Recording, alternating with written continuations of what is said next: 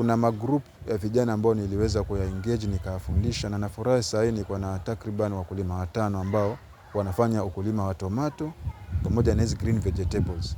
Na hiyo ni faraja kwangu kwa sababu kama kijana ninapoona kijana mwenzangu anajihusisha na kitu ambacho ni kizuri, kinasaidia jamii, huwa nafurahi sana. So mafunzo ya ukulima hususan climate smart agriculture huwa nayapenda sana. Ndio maana nikayaweka hapa nyumbani katikati ya kijiji ili nao vijana wenzangu wapitie kwa kuona kile ambacho wanafanya, wasome kwa kuona.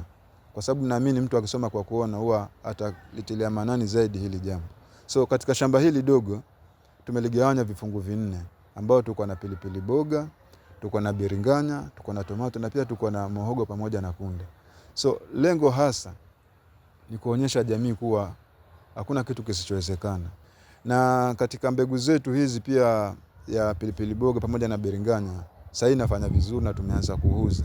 Na katika mauzo yetu sana sana target customers wetu na wa local wholesalers. Mama vibanda, vijana ambao kuna vibanda. So tunawauzia kwa kila pilipili boga 3 kwa shilingi 20. Na pia mabiringanya nao pia tunauza kwa kilo shilingi 70.